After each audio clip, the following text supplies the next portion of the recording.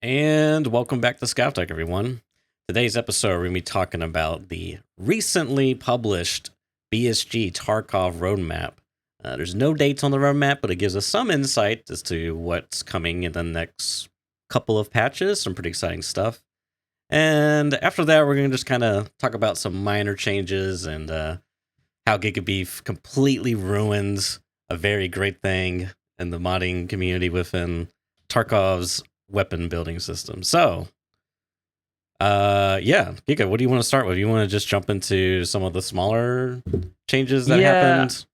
I mean, we could talk about some of the other changes later, I think, but I wanted to talk about the weapon stuff because I was so incensed last week about the VSS, and also this new thing has been like a roller coaster of like literally just 2 days of oh my goodness, and then oh no, we've snatched defeat from the jaws of victory with this one. I feel, which is very very sad. But yeah, so the first one, I guess, like VSS is the hot topic. It's been a weird time, right? The VSS became super good. They decreased the recall twice, 15% along with everything else, and then 18% on its own. It's now like turbo cracked. Everyone's been using it. SP6 is the round to go for because, and to be honest, I also got BP'd too because BP you can do on a barter, so like the whole thing's just insane. But SP6 is really good on its own. So BSG responded by making it like 3,100 rubles for a start. I think they actually did this beforehand anyway, but about the ammo itself. So they made it like 3,100 rubles. Everyone started crying on the internet about how, oh no, it's like, made something really good and now you've made it really inaccessible and blah, blah, blah. I actually disagree with all those takes. I think that if you're buying equivalent ammo to BP off the trader every reset, you can pay the price, like not everything has to be the same equal amount of like, inaccessibility. Like, oh, you have to craft BP, so you also have to craft SP6. Like, make something really expensive but more accessible, and you have to pay for that accessibility. So I didn't care about that. Either which way, they seem to have reduced it a bit. It's like 2,000 something now. Like I honestly haven't checked. It's like 2,300 or something. So they did decrease it a little bit in price. So it's still, it's still majorly expensive, but not quite as ridiculous as it was previously.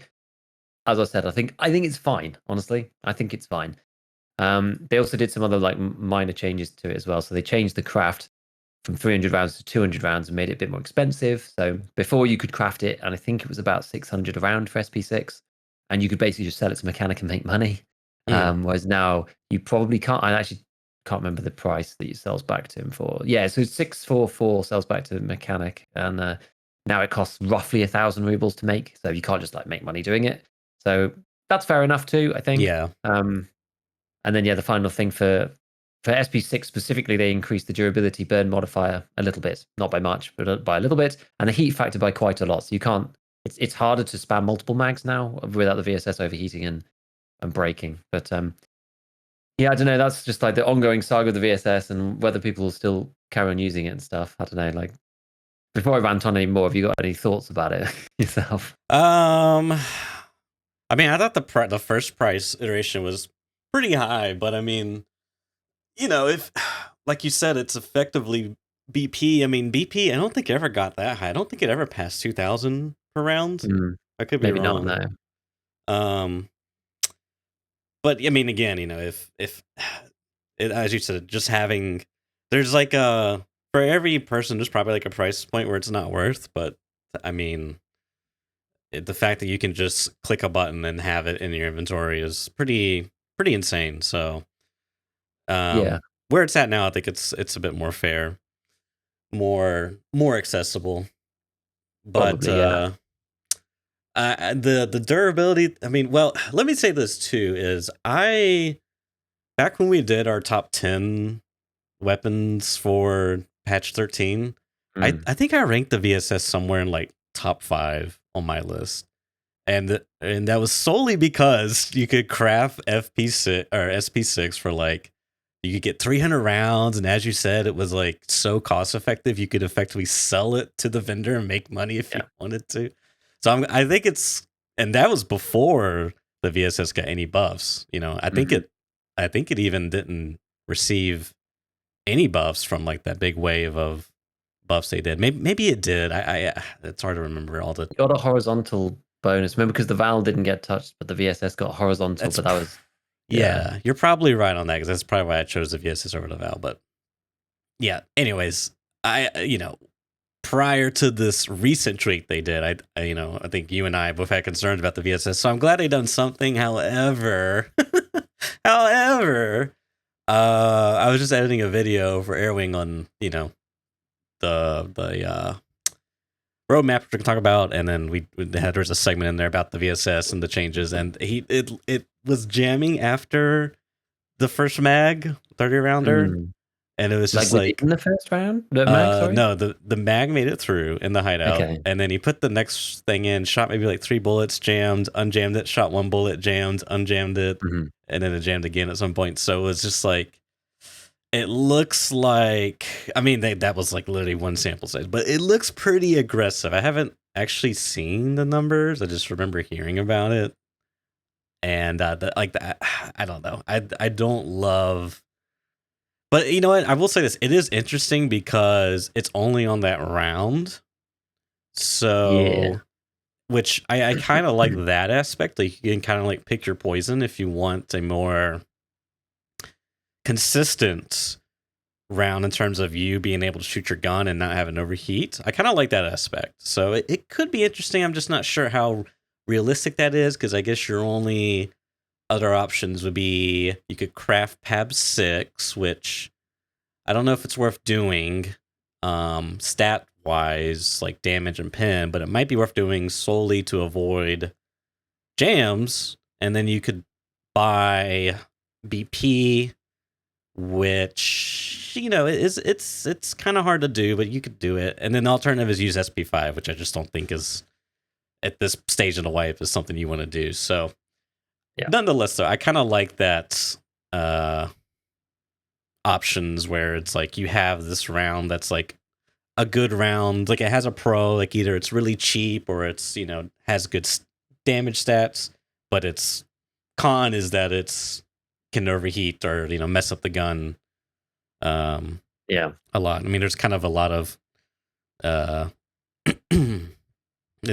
understanding is there's things like this that exist in real life, so it's very like realistic, so to speak. So yeah, I kind of like that, but I'm not sure.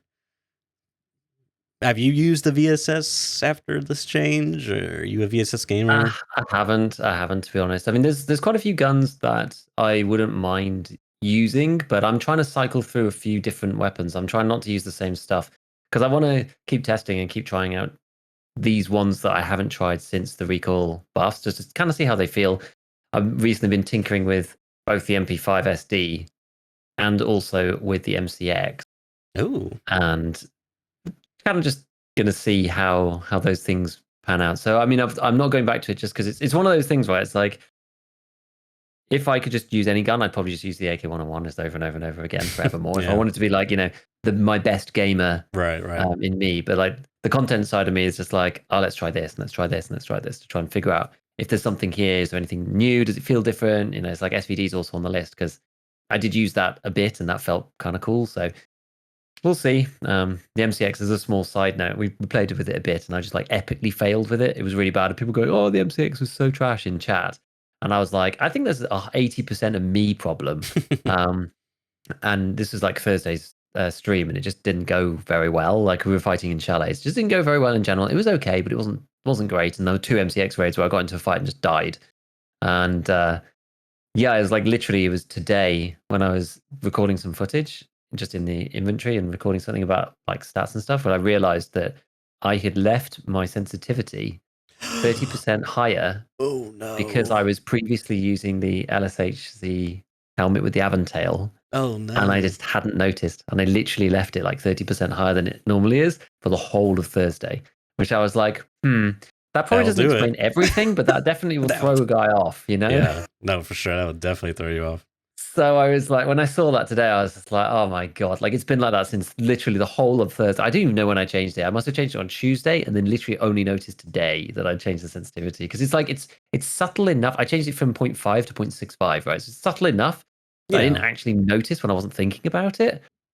Because like so much, too many things change per raid or whatever. But then when I saw it, I was like, oh no, it's so bad. So bad. But anyway, Yeah, so the VSS, I've not really used it since, but I still think it's probably one of the best guns. I mean, when it was like it was kind of silly. Like when it was 3K, the mag was 40K. To fill it with SP6 is 90K. Yeah. So it was 120K for a 30 round magazine. But I don't know. There's like a ton of people crying online. Like some people saying like, oh, it's inaccessible for newer people. It's like, okay, well, there's a billion guns out there. You don't need to use no one needs to use the VSS. Like in the current iteration of the game, it's like probably one of the best guns out there. Like people who aren't max traders with like a ton of money probably shouldn't be using it, right? If it's really expensive. And then all the people who do have max traders, and as I put on Twitter, I'm just like, everyone's always complaining about how money's so easy to make, and like money doesn't matter in this game. I can spend whatever on a kit and it doesn't matter. Well, see all these people coming out the woodwork now, going like, 3K around. I'm just like, I thought money didn't matter, guys. I thought you didn't care about money. I thought it was fine. It does matter. It's the it best doesn't gun matter in the until game. it matters. You're just gonna buy it, right? Because it's the best round in the game for the best guns. So surely you're just gonna pay for it. It's like, it's no problem, right? You've been telling us all this time that the economy's screwed and it's so easy to make money. So I was just like, come on. Some things can be super, super pricey. It's like the same argument for the thermals. I don't know. I didn't have any issue with it, but anyway, it is what it is. I still think it's very good. It now gives you pause for thought because of you can't just full auto spam it, which is interesting. The heat statistics are always a bit weird because I actually don't have the game pulled up because they're not on the wiki. I don't know why the wiki doesn't collect the heat stats because it actually tells you in game what the heat stats are. But I think it's probably because it's just not that useful. We don't know what the metric is out of. You don't know what the cooling rate actually is. And those factors you kind of need to know before the actual number from the heat factor means anything. Like you can look at them relatively between them, but as you said, you just have to go into the hideout and empty a full mag and just see how long it takes to overheat. I mean, the issue with the heating thing, the VSS doesn't have many parts, so I imagine it doesn't cool down very quickly. And once it's overheated, it usually takes quite a while to cool down. So it can actually be a real problem, especially if it heats up really fast, like it does now. Apparently, there's a 20% increase in the heat factor, so it makes a big difference. And these things burn through durability anyway. So no, I guess it gives you pause for thought for using SP6, but I still think it's pretty good. And yeah, maybe you could like stack your mags with other stuff and yada yada. I don't know. I need to compare whether new SP6 is higher than BP. I don't know. You might be able to mitigate it by using something even better. You know what I mean? New SP6 is higher than BP. I don't know. I'd need to check because BP didn't get touched, right? Yeah, like the burn rate. Yeah. So you could even maybe mix it with BP. If SP6 is just underneath, then maybe it'd be okay. It's not on the wiki though. You have to open the game. Oh, it's not on the wiki. Come on. No, they've never put it on there. As I said, because I think it's kind of pointless. But yeah, you have to look at the round it tells you in game on the bullet, which is really weird, actually. It's really weird. It's like one thing. It's like not on the wiki, but it is in the game. You can just see it on the bullet. I guess it's maybe also why it's less useful to be there because you can already see it yourself. Either which way. That's the VSS. I mean, I don't know. I still think it's good, but you just have to give it a little bit more thought now when you mag dump people. Yeah, I don't know. I mean, the only one counterpoint I would say is historically, the VSS has been kind of the poor man's, gun in the late wipe. Back in the day, you could put SP5 and do decently. SP6 and SPP were more ideal, but they were more pricier. I guess, yeah. In the past, yeah. Yeah, whereas now in this new Tarkov landscape, I don't know what. I mean, because now with all the changes they've done to the VSS. I mean, it's in the ASVAL, like they're pricey. The mags are expensive if you want 30s. Now the ammo's restricted and expensive. Like I'm not really sure what would be that. I don't know if you can have a equivalent, Chad destroyer as a level 10 or 15, whatever flea market is. I'm not sure if that thing exists anymore in the new Target landscape, which I'm not sure is a good thing or a bad thing, but it's just an observation at least. Yeah, I'm not really sure. I guess it's still just shotties. Leg shotties is kind of the easiest way if you're newer, if you're like starting late wipe or whatever. I did like a segment the other day about ammo and weapon choices at like different levels and progression and stuff because people keep asking me about it. So I thought I'd put something together. And yeah, early on, I mean, there's like a reasonable amount of choices, and especially once you get to the flea, you can buy all sorts of random goofy rounds and craft Magnum Bark in the workbench 1 and like all sorts of weird things like that. Which there are some options, but yeah, I don't think there's anything that has like a traditional type of, I don't know, thorax meta type thing outside of the single shots, like LPS or whatever. So Yeah. they're full autos anyway. You can just power through. You would probably need at least Workbench 2 to start doing anything like that remotely, I would imagine. I think so, because SP6 is Workbench 2. Yeah. So you can do it there. You can buy a VSS in theory at some stupid price. I mean, they were down at 80k when I looked the other day. The fever had kind of boiled down a little bit. Yeah. So I think people have tried it. People have used it. They've gone, oh yeah, this is pretty good. But they've gone back to other guns. Like the hype's sort of dying down a bit. I wouldn't be surprised if it was still sort of 70, 80 now. And then, yeah, but you can get SP6. It's not too bad from the craft. Yeah, I don't know. It's okay. It's okay. Okay. Yeah. The other one, before we jump into the big topic of the day, which is the roadmap, I wanted to talk about this other piece beforehand because it's just like it's so annoying. So someone I'll make it short. So someone on my Discord, pointed out to me that there was a new muzzle break in the game. They did actually tell me when it was when it was put through, but I actually can't remember now. Something to do with the SAI. I think it was when the SAI handguards got increased in price. I think it was that patch supposedly. So they like snuck in this new muzzle brake called the Alien Tech. And it was interesting because it had a minus 19 recoil, like minus 19% recoil. And the other one, which was like the next best one, was the AR-15 Bullet Tech, which is the one that's like a standalone. Because this is the thing about the Alien Tech. It was a standalone muzzle brake with no suppressor slot because it is just a brake. And the Bullet Tech one, which is again the best standalone muzzle brake, was minus 14%. So this thing was like 5% better than the Bullet Tech, which seemed pretty insane. But the only place that it really mattered is the jailbreak M4, because for everywhere else you can get better than 19% with a suppressor combo, and it's only with the jailbreak that it makes any difference, because the jailbreak gives you 8% on top of it. Right, and that acts almost like a suppressor combo, like equivalent, but for the unsuppressed weapons and for the brakes. So I was like, okay, cool. And they said, look, no one's spoken about this, so why don't you make a video about it? So I said, okay, yeah, this actually seems pretty cool. So I looked into it, and you could get the M4 down to 20 recoil using the Alien Tech instead. So it was actually 3 recoil better than the Saga build for the suppressed one. Like, man, this is actually the lowest recoil M4 you can make now. This is cool. I'm always excited when a new lowest recoil build comes out. So there you go. Put the video together, make it, put it out. Literally 24 hours later, BSG nerfed it to minus 11%. It took 8% of its recoil away and made it basically the same as another muzzle brake called it's a carbon copy, identical except for a little bit of velocity, it's called the HK Blaze or something. I don't know. It's one of the nondescript muzzle brakes that no one ever uses because it's absolute garbage, right?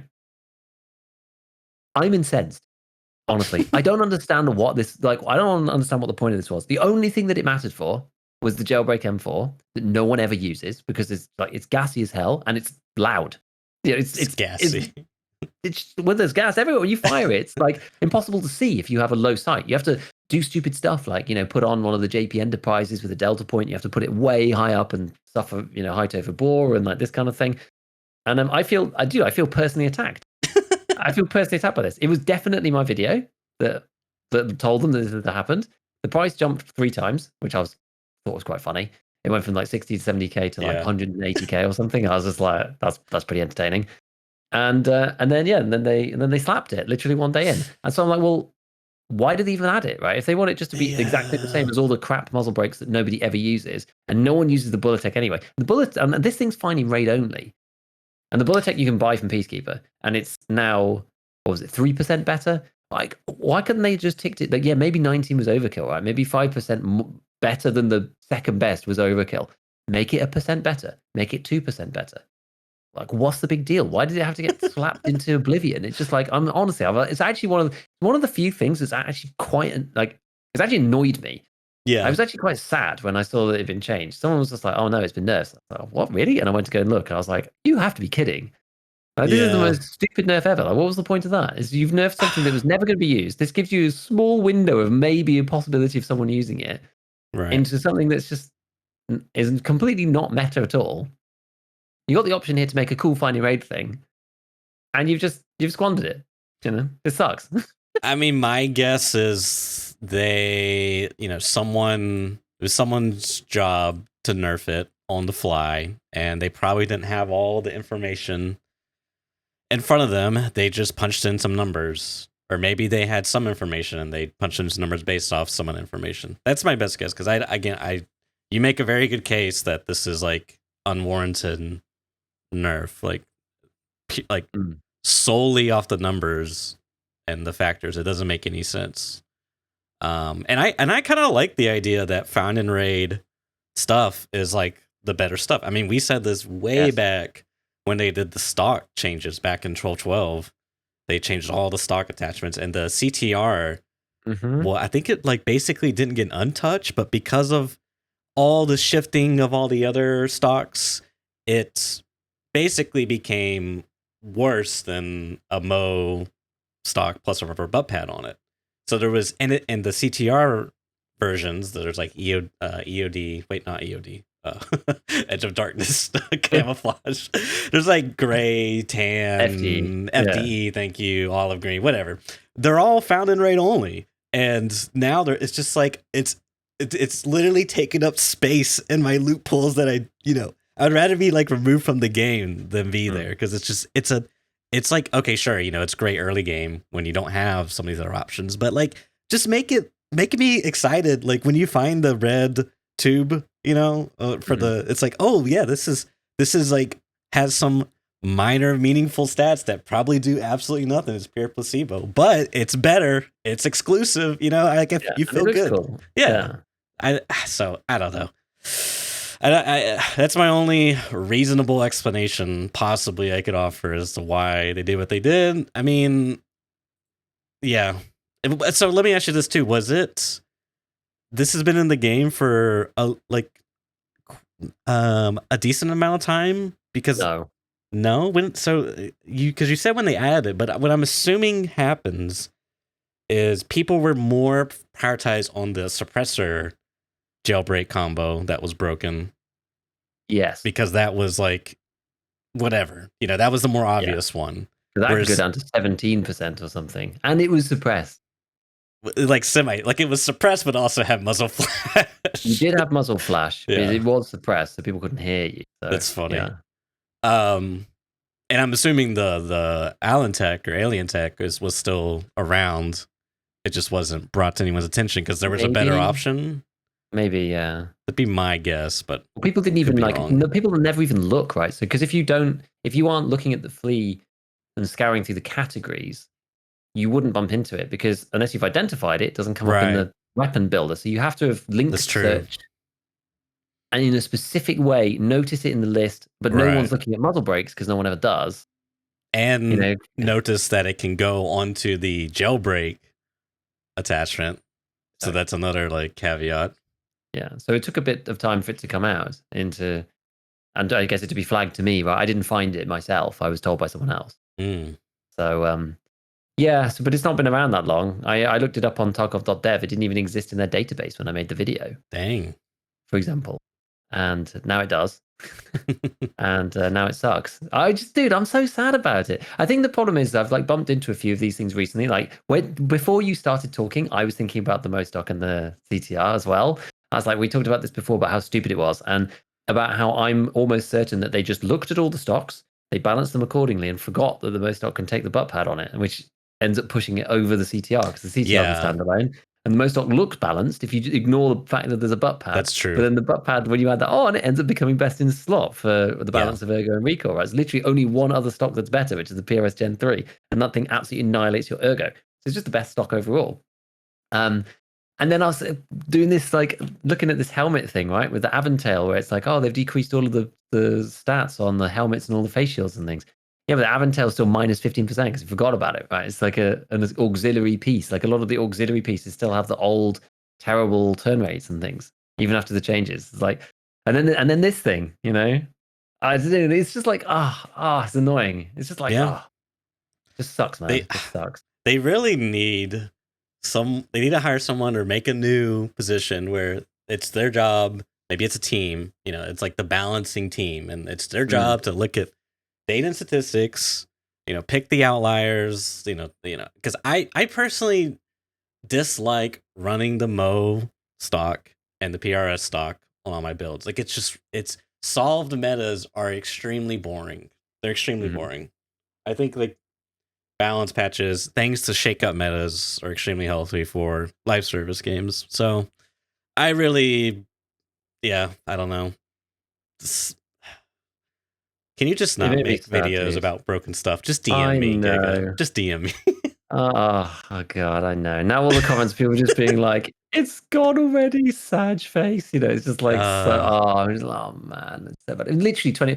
Didn't even let the video run out for like 3 days or something. Literally just like slapped it halfway through going through YouTube. Like, for God's sake. Half the people watching it still think it's legit. Like they didn't read the comment. I'd like put it in the pinned comment in the description, but like most people don't read that, right? They're just going like, "This doesn't work anymore." It's like, oh no. But yeah, anyway, it is what it is. Oh, it made me sad. It just brought too many things up of just like random suppressors not working in Punisher and all this kind of stuff. There needs to be a unification of these things done. There needs to be a holistic step back view of a lot of these things to systematize stuff and stop having to fiddle around doing whatever. I don't know. Anyway. Yeah. All right, moving on. Yeah, moving on. Let's talk about the most exciting thing that's come out, which has lifted spirits, because I was a bit sad before this, so I'm actually quite glad that this came through, was the preliminary roadmap to Escape from Tarkov updates. The first of all preliminary roadmap to Escape from Tarkov updates that we've ever seen, ever. And it was the one that Nice Guy had alluded to previously. I don't know exactly how much influence he has had on this one in particular, but I presume some. He's obviously not going to let on if he's sort of speaking to them in private, but I don't know. But the thing that's cool on this is that we have a timeline, and I know it's not timestamped, and lots of people have said it's not timestamped. It's not timestamped. It's not timestamped, but it's ordered. It's ordered by what's coming when, at least in theory, which is exciting to me. I think that's cool because now we kind of know like what they want to do in each part more specifically, which is good. Yeah, at the very least, we have something on paper we can look at. I think that's good. Exactly. And Nikita did say, and this is where it gets a bit confusing, I guess, is Nikita did say, oh, we'd like to have a patch in April, the 28th, as we record it, this podcast. But Nice Guy did allude to the fact that maybe all the stuff they'd done was the patch. I don't feel like that's maybe not the case, but I don't know.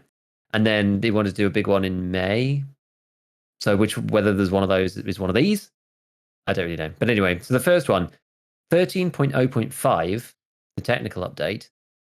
This is going to be fixes for visual problems with flashlights, the way they function and the light on weapons. So obviously the flashlight bug fix, every single time I'm live, I get asked probably every 15 minutes by somebody whether the flashlight bug is fixed. And I say no. Oof. I don't know what else is coming here. The way they function, I mean, maybe they just mean technically speaking rather than... Because they seem to actually work quite well now from a client-side perspective. So I don't think they need to change anything necessarily like that. It's just whatever it is that's causing this bug, I suppose. I don't know whether... I mean, it does say technical update, so presumably this is just technical fixes, is my guess. I don't think we're going to see a radical, like a new overhaul of the flashlights or whatever. Yeah. It must just be the way it works, which is the reason why we keep getting these issues and keep getting these bugs pop back up and reappear again. Evil lines of code, as Nikita put it that one time. Mm-hmm. A rework of the sky on all locations, which is interesting. Makes me wonder that maybe an early version of that got released by accident. When they did that update the other day and everyone's like, oh, everything looks really cool and the lighting looks sick, and then they reverted it. It's possible. I wonder whether it got released by accident or like an early version or whatever. Oculus audio tweaks on Interchange and Lighthouse seems pretty necessary. I mean, Lighthouse technically has the Oculus audio on it. Oh, it does? I think. You would know better than me. I think it was Reserve and Lighthouse that got the update, and Interchange obviously didn't. Mm-hmm. But I was playing Lighthouse the other day because I've been looking for various things, and I was playing in chalets, and I could not tell if the guy was above, below, or on the same level as me at all in the southern chalet, the higher chalet. So that's probably necessary.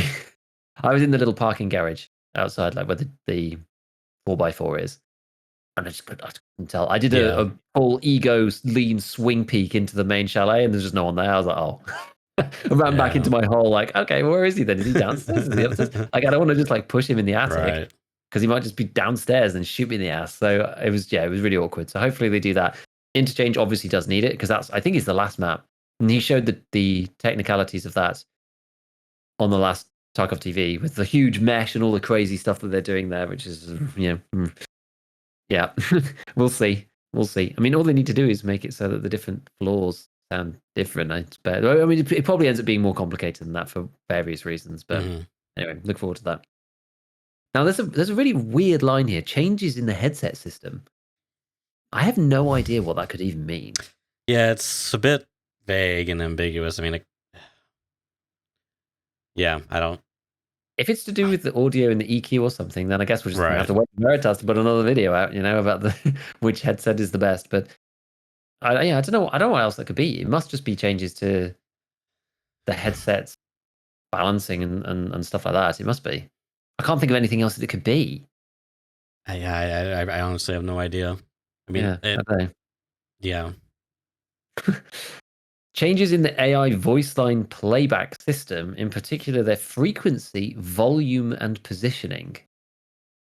So I was reading that and I was like, when I saw the word frequency, do they mean, and I was probably thinking this because of the previous line about changes in headset systems, do they mean frequency as in like hertz on the frequency scale? Or do they mean frequency as in how often they do their voice lines? Do you know what I mean? I thought the former when I first read it, but I actually think it's probably the latter because it doesn't really make any sense if it's like hertz. But we're gonna make all the scavs really dupe. Wanosuko. Exactly. Yeah, exactly. It's like playing Worms Armageddon. Yeah. So I presume it's about the amount that they speak. I would guess. Yeah, I don't know whether they're going to do it more or less, though. I'm not sure which way I'd prefer them to go. Obviously, more from a gameplay perspective, but all right. Let me read the quite a lot. Let me read the meme version.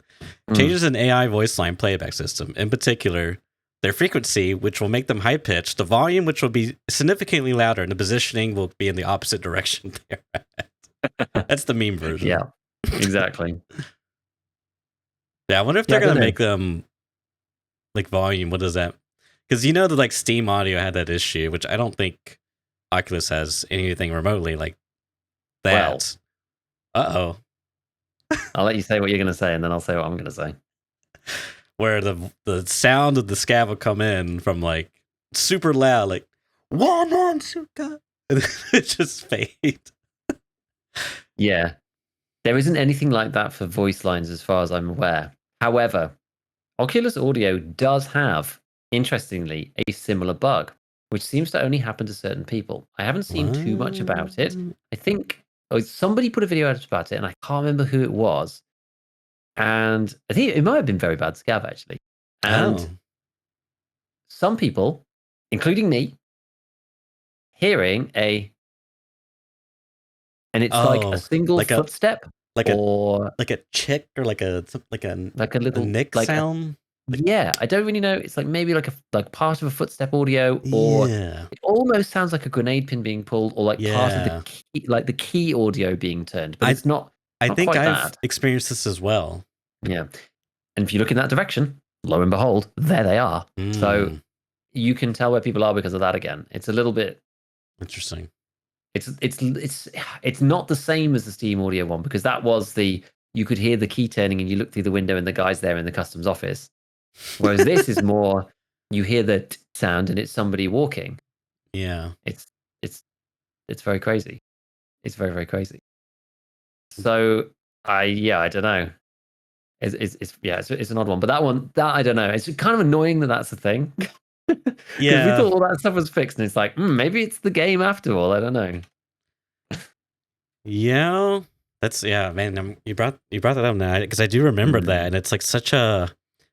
It makes me wonder if what's happening is because this is the theory in my mind is with the old Steam Audio bug, the sound would play, but there was a bug where the system wouldn't properly recognize to occlude the sound.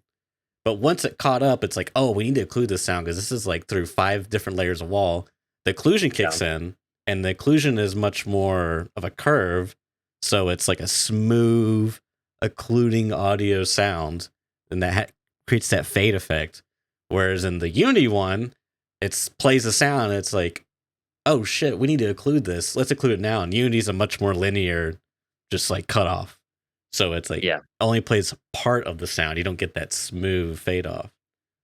So maybe the bugs still exist. Maybe that. I mean, it's a theory, a game theory. Yeah. I really don't know. It's so weird. It's so weird. So I hope that they can fix that soon because it is annoying. You can it's one of those things. You can use it to your advantage. It's the little signpost that allows you to use it to your advantage. But just oh god, I can't believe there's another one in the game. It's like same but different, it's like it's the classic programming adage, bugs are never removed or destroyed, they're just changed from one form to another. I like that. Yep. Some bugs are features as well. Indeed if the bug is prevalent for too long, it just becomes a feature basically. That's kind of how creep denial worked in Dota 2. Sorry to insert Dota 2 ramblings in the Tarkov podcast, but it's, it was like a Warcraft 3 feature, so to speak. But it was kind of an unintended bug in the Dota system, and it basically carried over as a rule set. It's kind of cool. Yeah, it is interesting how some of those things manifest. Yeah, but like bugs that become features of games is actually pretty interesting. I know some of the old RTSs used to have that, like StarCraft and stuff, and they became like big features of the game, the way that these things interacted and whatnot. Anyway, wildly off topic. Yes. So a lot of this is like audio stuff. I mean, we'll just see how much they can get done. But like fixes for incorrect sound and volume of gunshots and explosions at short distances. I mean, it doesn't sound wrong to me. I mean, I don't know really what that is to do with. Again, like it feels fine. I don't know. What's the problem? Well, isn't there like a weird issue with like distant gunshots behaving abnormally? Well, I've heard some sound cutoff stuff a little bit, but that got on forever. But this says at short distances, which has always felt okay to me. I think. Oh, okay. Yeah, I missed that important word there.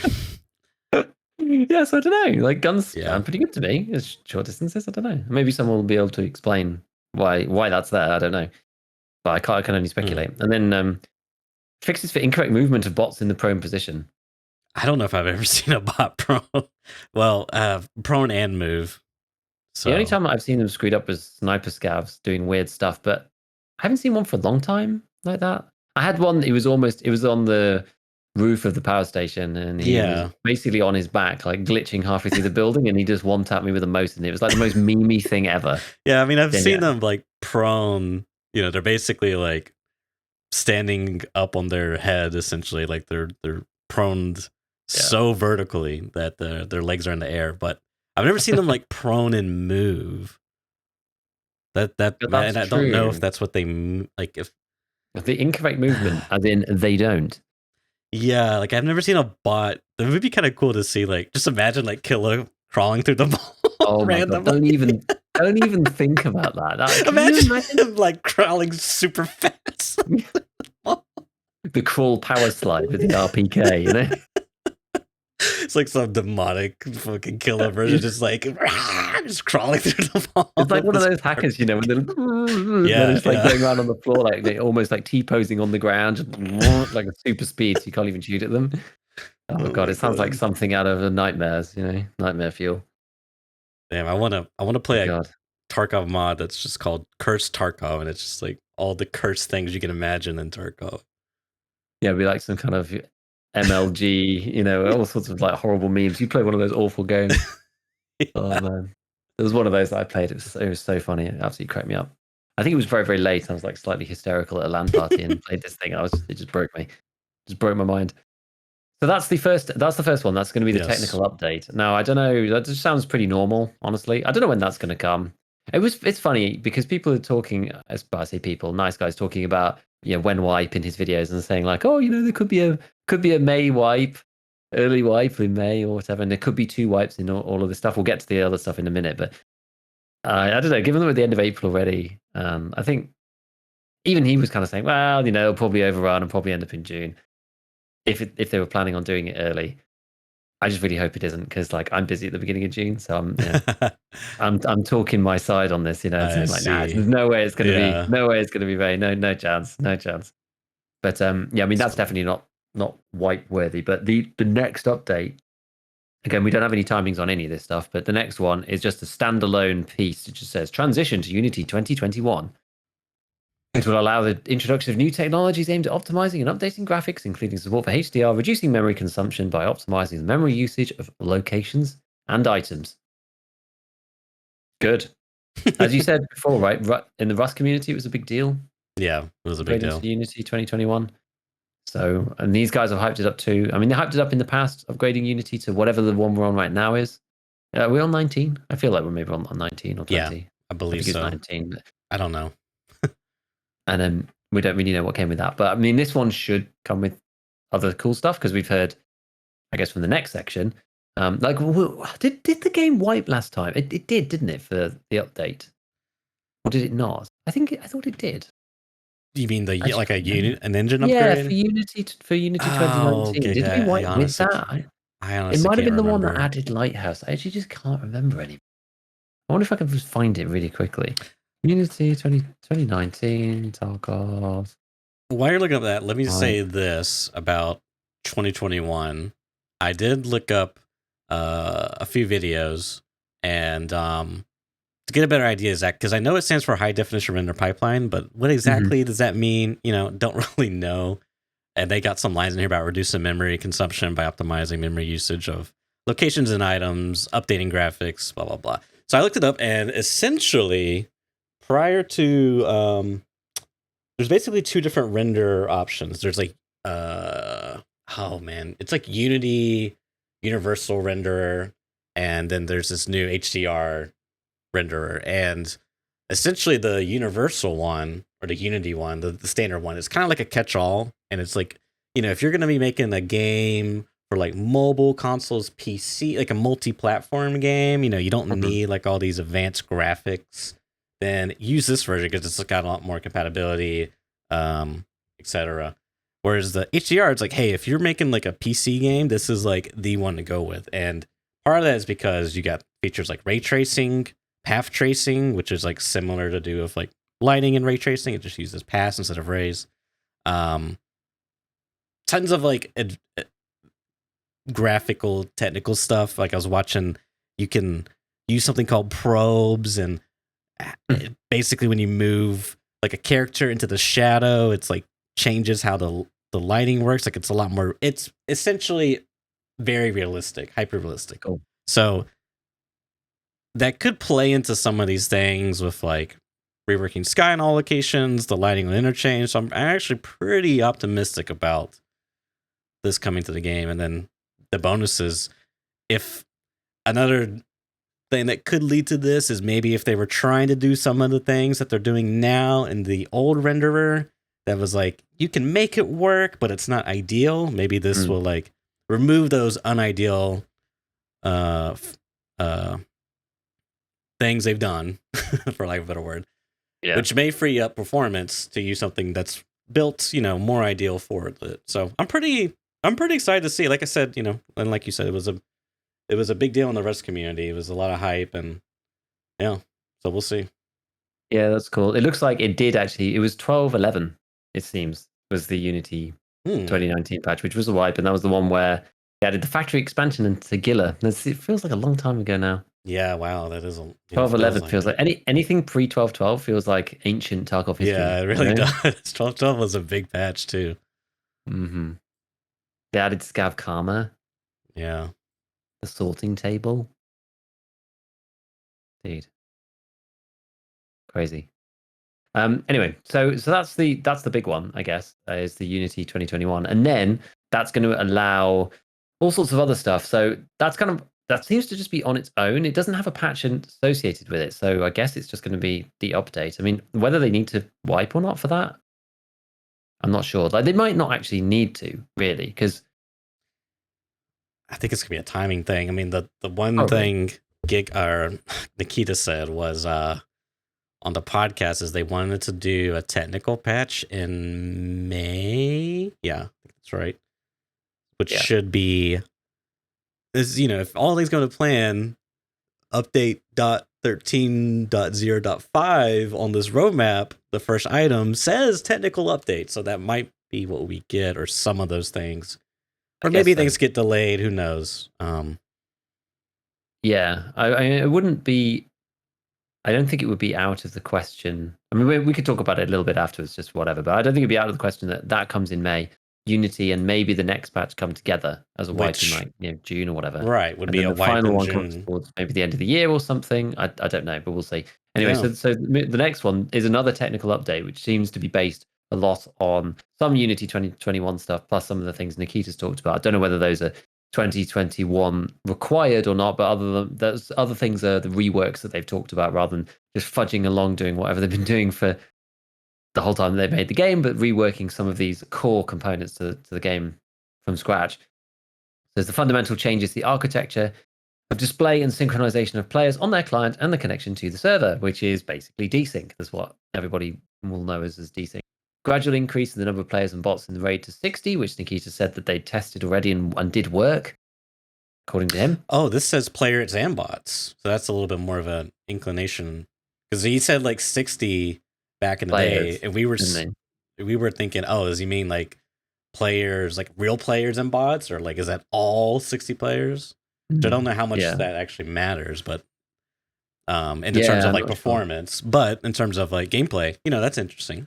Yeah, because he said, didn't he, that 60 is just a number. We could kind of do whatever. Like once they've, I guess, like got into whatever, what would you call it? Like industrialized the process for communication and slimlined it down or whatever, then it's something actually that Veritas said a long time ago, saying like adding new players to the map, like actual PMCs to the map, shouldn't do anything if you've written it right, in his opinion, which I think is, he doesn't know the inner workings of Tarkov either, but I think given his background, I think he has a better idea than most other people on whether that's like plausible or not. And this maybe, from what Nikita was saying, it did sound that was the case, right? He said like 60 is just a number, we can do whatever. So like once we've scaled it properly, then you can add as many people as you like, really. I mean, until you hit the next kind of weird theoretical limit or something. Right. Because if each incremental player that you add is only now a tiny fraction of what it was before, you're now, the sky's the limit or whatever. Now you're just up to gameplay balancing and what's sensible rather than like technological limitations, which sounds like we are at the moment. I mean, we've said before, we send an enormous amount of data back and forth between each other. Like, why the hackers can see our KD and stuff. Like, why is that even transmitted? Like, it's not even necessary. Yeah. And I'm sure there's like a ton of information that's just transmitted that's not necessary. And slimming that down, I would imagine it would be hard to imagine otherwise that that kind of thing is what's going to be included in making the 60 players work, right? Because it's one of those issues where I guess like the more players you add, it gets like more and more difficult because each player needs to be told all of the other players. So as you add each incremental player, you're adding. It's like it's like an exponent. Right? It's like if there's 2 people, they just need to know where each other are. If there's 3, you have to know where 2 other people are now. And like it goes through the server, so it's not like peer to peer or anything. But you have like 60 people. Your client has to be updated on the positions of 60 other players. So it has to be industrialized or it doesn't work. So there's that. Sorry, were you going to say something before I move on? Oh, I was just going to bring up battle royales. I mean, like my understanding from Apex Legends at least is like the serve. In other words, to support what Veritas was saying, like you can have like there is a limitation, but if you do the set up your foundation right, Apex runs at like a lower tick rate at the start of the match for like stability. Yeah, and as the player count goes down, the tick rate actually goes up. Interesting enough. That's clever. So yeah, I mean, but it's like PUBG and Fortnite started out with 100 people as the like that's how the games begin. Like PUBG. PUBG is like notoriously not that well written. Especially not at the start. Not at the start, right? So improving hit registration. Okay. Yay. Good. That's good. Yeah. Increase in accuracy of position matching. I'm not sure what the brackets mean there, but of players on the server and the client. Okay, so it's again desyncy stuff. Right. Noticeable increase in FPS and online raids. Yay. That gets me Nice. excited. I guess that must be the same kind of thing, right? It's like the game's having to do a lot of work, like processing all this useless information and freeing all of that up. Yeah. Like whether it's just players or whether it's the other stuff and just all the things, right, that they're tweaking. Hopefully we'll get some more FPS, which would be good. Reducing the chance of encountering desynchronization with the server. I mean, that's just fine. Good thing, right? I presume that the only way that I can imagine that is that like when you get that weird desync notice now is normally where the server seems to be extra busy. You know, it's normally where you get those kind of issues of desynchronization because the server's like busy doing whatever and it can't update fast enough for some reason. So hopefully they get rid of that. And network traffic optimization. Good. You know, there's nothing you can say about that other than it's a good thing. These are nerfs to my desync gameplay. I hate it. No. Exactly. We're skill cap, you know? We've all learned how to play with desync now. You know, new players have to learn how to do desync. Bro, this is so cringe. I can't push the guy and get a 250 millisecond advantage. It's so cringe.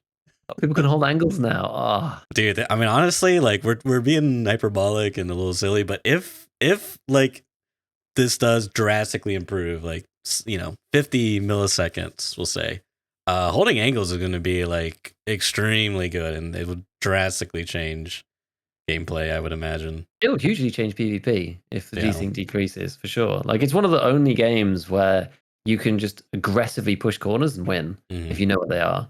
You know, just like it's not long enough.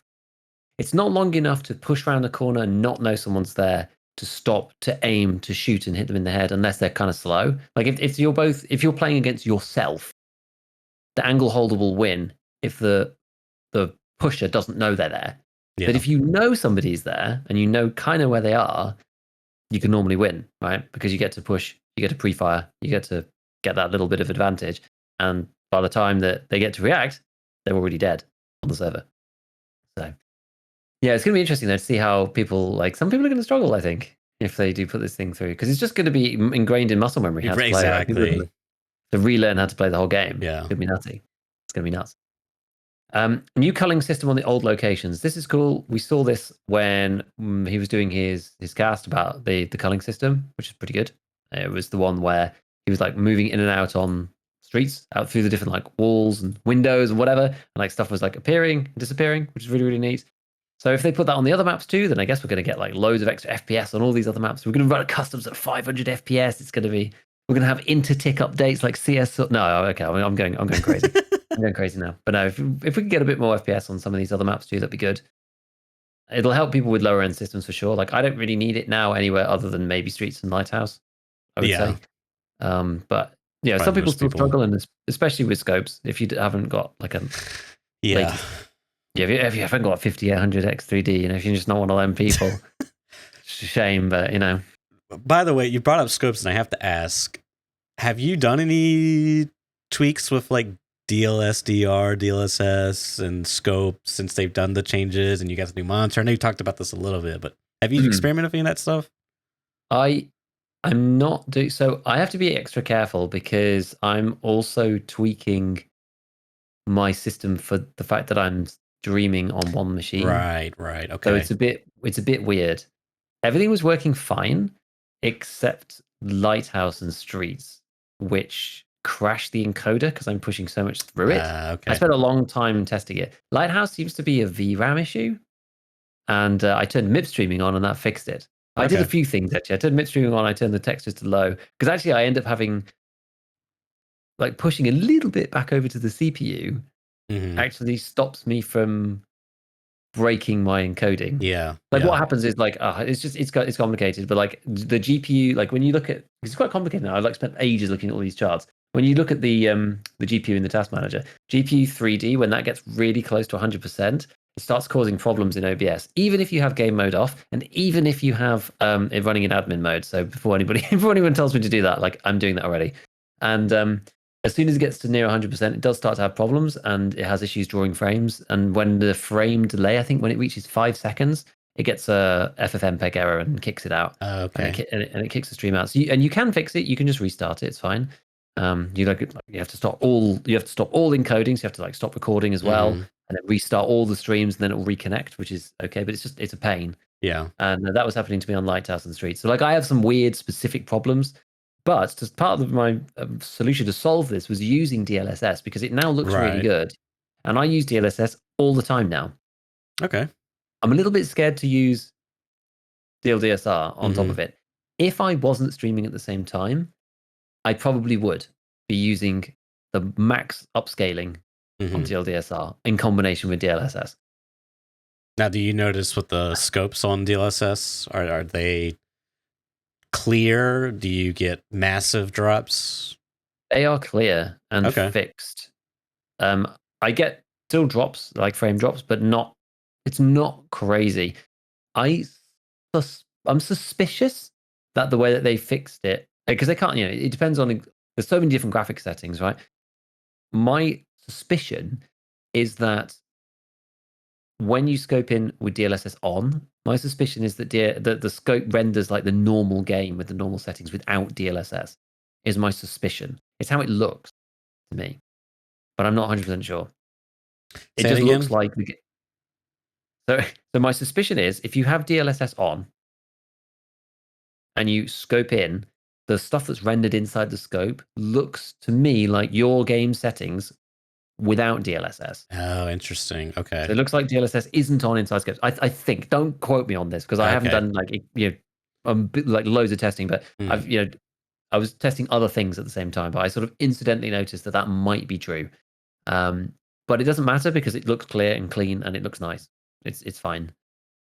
And it's only rendering a small, I guess it's like you get a frame Yeah. drop, but it's only rendering a small portion. So Yeah, that's interesting because I could see it making sense because if the problem was that it was trying to upscale, essentially a render within a render, then because it has to downscale first and then AI upscale. I mean, it's all done on the GPU, but perhaps maybe the coding was a little too much going on within the game, and that's why it looked kind of muddy on the One X. I don't know. That's an interesting thought. Hmm. yeah, it's actually interesting that you brought that up as well. Now thinking about like how it ends up working because I don't actually know how that functions. Then, like, I guess, well, yeah, because DLSS does save you performance, doesn't it? Yes. Because it uses the AI up, so it doesn't have to render as much, and then it uses the AI, which would have been less performance than actually doing the full render at the Right. full res. Which is why, again, it's another small worry for me if you wanted to upscale it, because then it's going to use another layer of AI, which then actually increases your GPU usage even more, which I can't really take in certain Mhm. circumstances. I had to turn NVIDIA broadcast off. So, I did that one cast with the beautiful background that looks like a Yeah. proper lens. I had to turn that off because that's like 3 or 4% of my GPU's usage Right. on GPU 3D Yeah. doing the AI for doing the background. And like I couldn't run that at the same time. And again, with their noise suppression, it's annoying because I was like trying to optimize this stuff, but it's complicated. Oh, it's too complicated. And like I ended up spending like a long time reading NVIDIA's guides to NVENC as well. Yeah. Like read through the whole document and all this Jesus. stuff. Like I spent a long time looking through all this crap to try and make it stop breaking my freaking stream. Because at this point, like I don't really care like what it looks like. I just don't want it to break. And it's actually flawless on all the other maps. Like I could probably do what I like on the other maps, but Lighthouse and Streets, because they clog up somewhere and they clog up in VRAM and like, Mhm. and then I had weird stuff where like people say, oh, it's a complete slideshow. And I was looking over and I was like, oh man, like GP 3D is like super, super high. And I minimized the game and reopened it again and it tanked to like 40, 50%. Same frame rate. Loads of headroom, completely fine after that. Like, Interesting. what? Was it like stuff loading in? Or Yeah. it's like it's worse at the start of a raid. Hmm. It's so weird. I don't yeah, I don't know. I really don't know. It's very, very odd. Another thing that I don't like, we talked about this before about the upscale in DLDSR, is you basically have to run it in full screen. If you Right. if Yeah. you Like, try to it's alt tab, it's like yeah. It's a all little your windows move wonky. everywhere and it's awful. And like Yeah. I alt tab to do bits and pieces while I'm streaming or whatever, and I don't want it to just be like resizing the whole time. It just Yeah. sucks. No, I totally So get that sentiment. so it's better. It is better, but I can't use I it. mean, if you're, if you're on a single system, one PC, one monitor, I think, and you're not streaming, doing anything like that. I mean, I think Mm, DLSS and DLSDR are like the way to go, generally speaking. maybe drop DLSS if you don't have the requirements for it, or there's some weird things with scopes, PVO scopes or whatever they're called. So yeah, but now sounds like the next thing on your list, Giga, is a second PC, a streaming PC, one that you can multitask on and stream. And I don't know, because that comes with its whole own set of problems. Like right. every time Windows updates, you have to refix all the audio, and you need interfaces to plug the audio, like route the audio from one place to another, and you need then capture cards, and it's a whole nother problem. No, for sure. So I don't really know. Like I'm definitely at the limit of my system.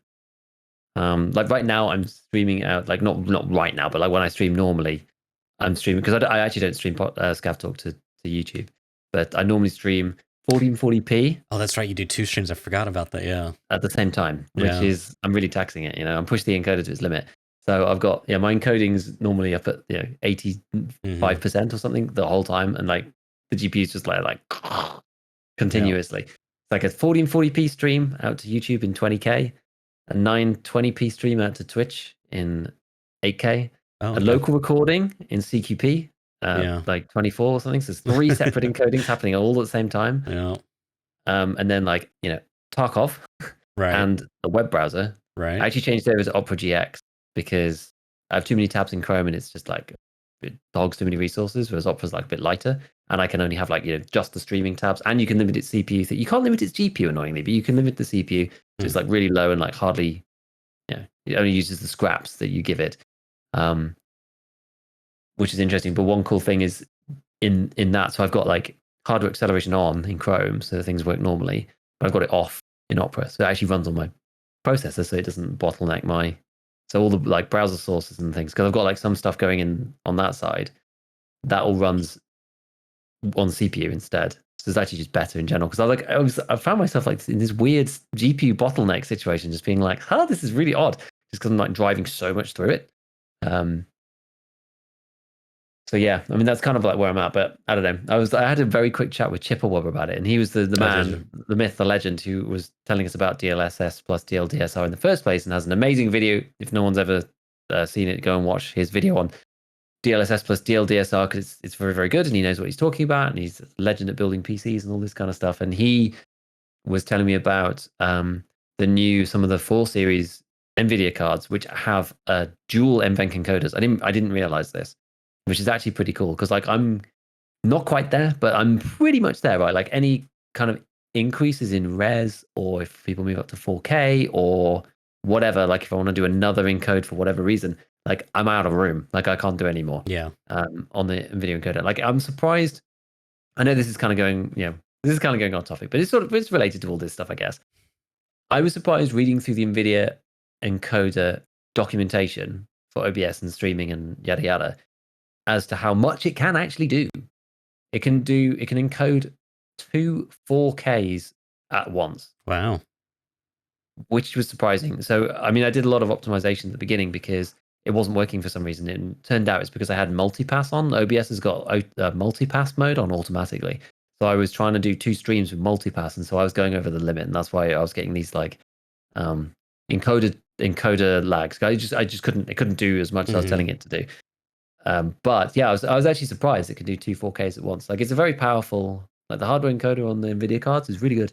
But apparently some of the 4 series ones, I've got 2 on them. So you literally have like twice the throughput or twice the res, or twice the encoding bandwidth you do on the 3 series and below, which is interesting. So yeah, something to bear in mind. I didn't know that was true. I don't know. I've thought about this dual PC thing for ages. Can they do AV1 encoding as well? The 4000 series? Oh, I don't know. Remember. I can't remember. I feel like they should be able to. Maybe the ones that are just coming out now. Nonetheless, though, if that's something else to Epos Fox has a video on the AV1 encoding, and dude, the stuff you can do is insane. I mean, not only is it just like a general upgrade across the board, in terms of like quality, and then I even think whatever quality for sure. The freaking you can do some ridiculous recording stuff like 4K native at like 120 FPS, which means you could basically, I think you can even go as high as like, I don't think you can do 4K native at 240 FPS, but you can do like 1440p at 240 FPS, which means like essentially you're recording 60 FPS, or I guess that's not a good way to describe it. You can essentially create slow-mo footage natively, Yeah. which is just like unreal, dude. Like it's so cool. You could take your, the other methods are a lot less ideal, because when you take like 60 FPS footage and you try to stretch it out to make it slow motion, like let's say you want to half it, you're basically taking duplicate frames, you're just duplicating them. Or you can do some type of other methods like where it blends the frames together as it transitions to the next frame. But because it's stretched out, it's you're gonna see that blend. Or you can do some other method which it can work. I forget what it's called, but it's not amazing. Anywho, it's really freaking cool. But nonetheless, if stuff moves, like YouTube and Twitch move to AV1 encoding, like support it, that will be huge for streams and whatnot. Anyways, so it is just the full series. 4050, 4060, 4070, 4080, 4090.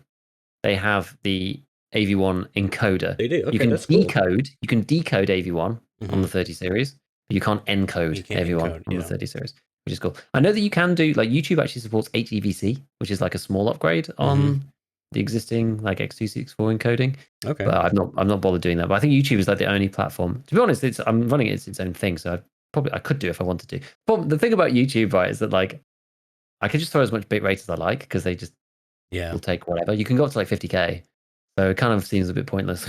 I think you're losing something there, but and still, 200k is like, dude, that's really nice. Or sorry, 20k. That's what you're sending to YouTube, right? Yeah, that's really nice. Yeah. But the thing is, they re-encode it anyway, so it's like, no matter what beautiful format you send it to them in, like it looks, even when I send in my regular videos, they look beautiful on my screen, and then when they re-encode it, this is actually the final tangent for me. The final tangent for me here on this, given that we've like neatly just led on to the YouTube encoding thing. One thing that's like really bizarre about the YouTube encoding stuff is, so is one of the reasons why I wanted to upgrade to the 1440p monitor, because they use VP9 to encode if you send them 1440p or higher.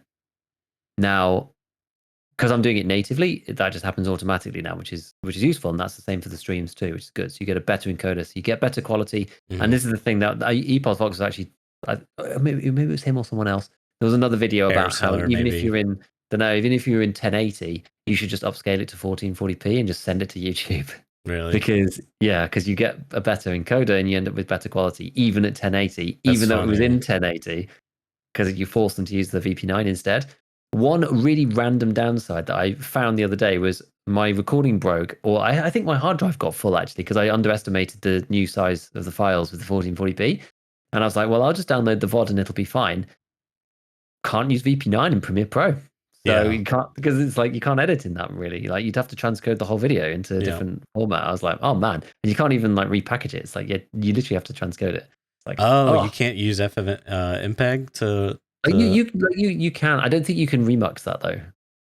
Maybe I'm wrong on that. I don't think you can. When I looked into it, it didn't seem like you were able to.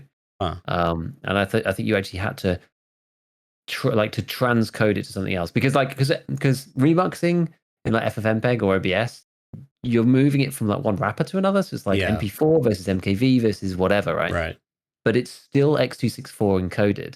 They're all the same. So they're just it's just the wrapper format that changes. Whereas this is like actually a different encoder, right? It's encoded in VP9 now.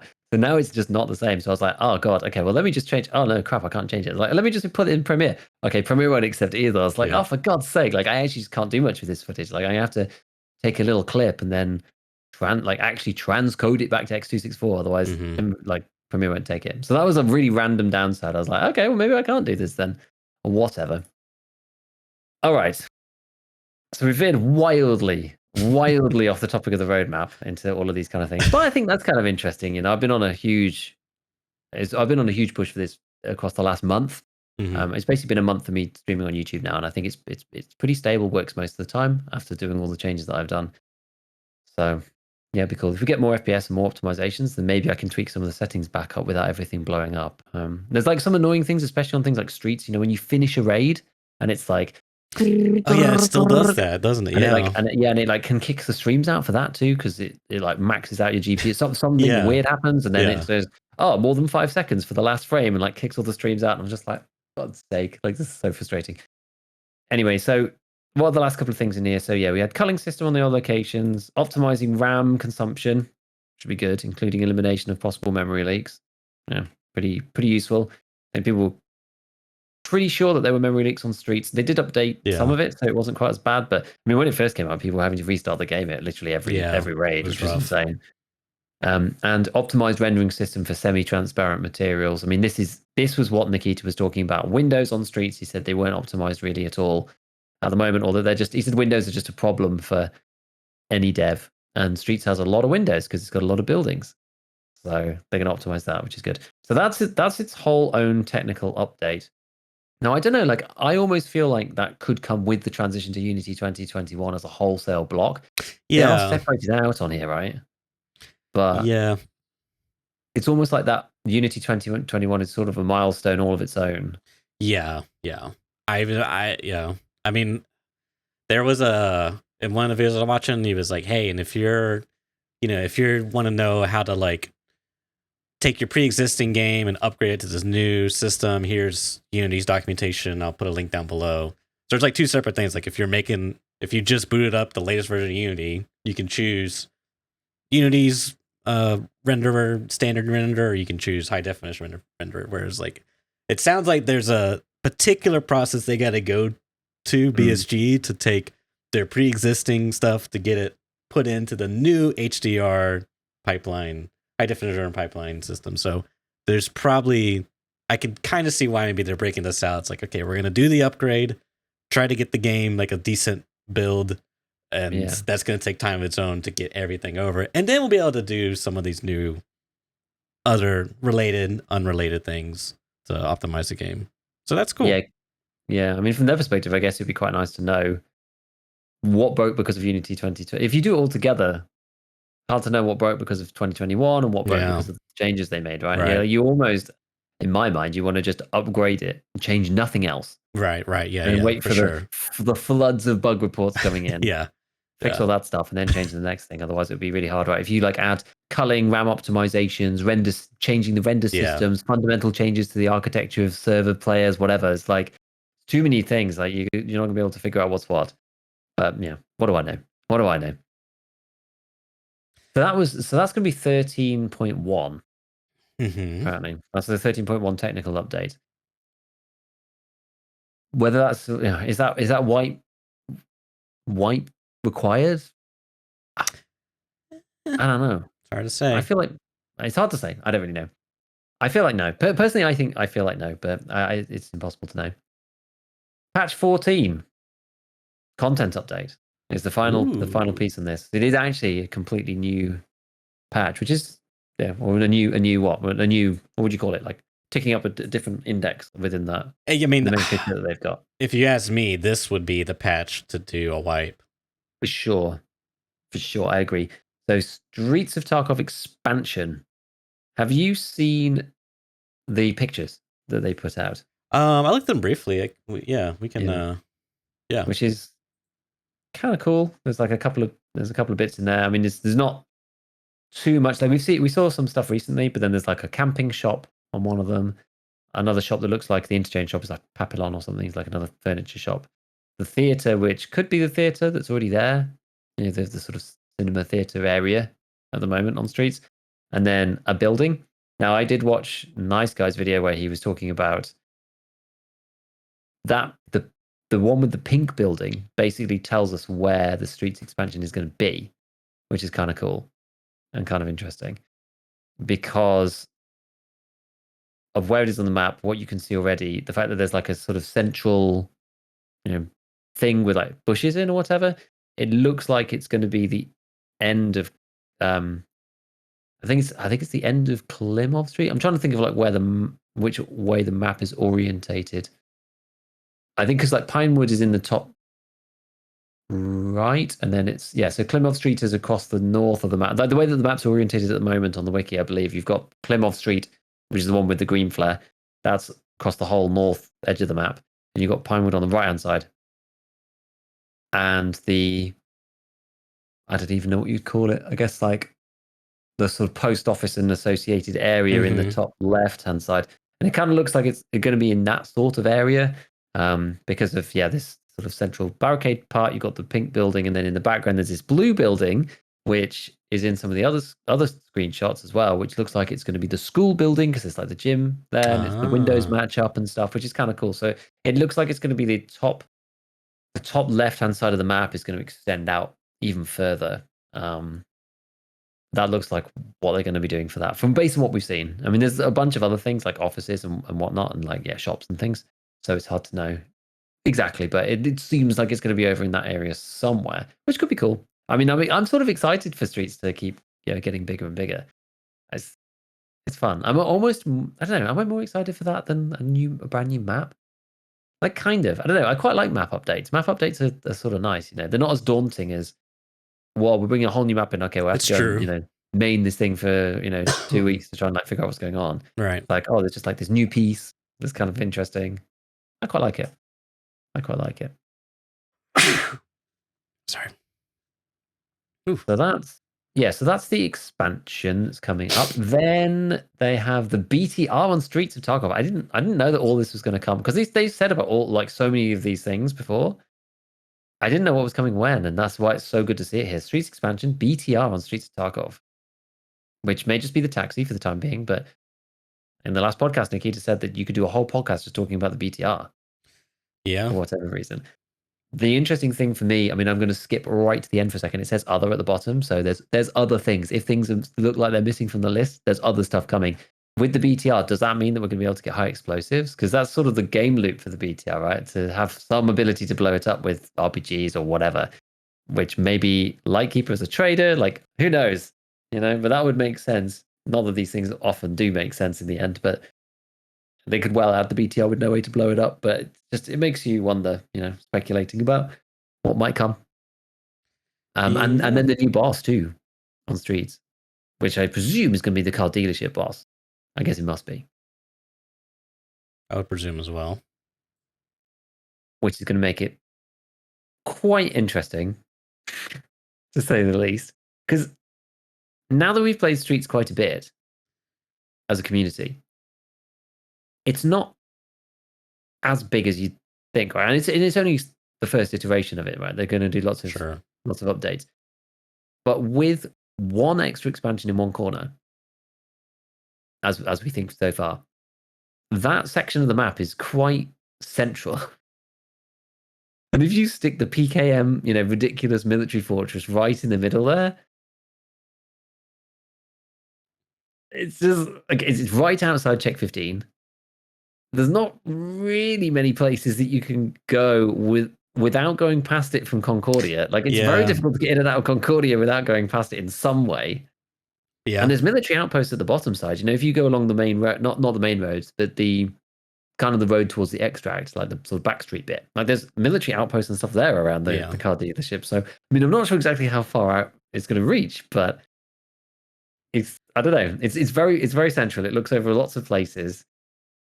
It could be quite interesting when the map's still small-ish, and maybe make people play a lot more around the top edge of the map, up where the expansion's going to be, Pinewood or whatever. I don't know. We'll see. Or maybe it'll just make it a hotspot. I mean, we're going to have to figure out the whole: are people going to farm it? How are they going to manage to farm this new set of stuff? They're going to say it's an impregnable fortress, but people are going to figure out how to farm it. Landmines, joy. Yeah, my favorite. God, when I didn't realize that there were claymores up on top of the rocks, I just like hadn't played Lighthouse, and I was just like, let's just go and snipe some claymore to the eyes, literally like 2 seconds after stepping on the rocks, and just instant death. Like, oh, that's really harsh. And you can't blow them up, like you said ages ago. No, no comment. Which is the worst part. I would like if you could blow them up, it would kind of be fair enough. If you could shoot them, blow them up, or knock them off, or whatever, that would kind of be fair enough. But I hate like just static. It's almost as egregious as invisible walls, in my opinion. Like there's just like you see it clearly, like you look at something like, oh yeah, I can go there, and it's like, nope, invisible wall. It's to that level. I think invisible walls are still a little bit worse on the spectrum for me personally, but probably, yeah, it's just like redesign the map so that you don't. I mean, I ranted about this ages ago about Lighthouse, about how I don't like it on Lighthouse, but it's like there's areas on customs that could have been like that, but they didn't. They put sheer cliff faces in a few places which are they're clearly not jumpable, so they don't break your immersion. They don't make you feel like crap. Like you can do it. There's no real excuse in my opinion. So vaulting, dude, I'm so looking forward to vaulting coming. Oh my god, like the more it comes, the more that people talk about it, the more it annoys me that the vaulting is not there. Yeah.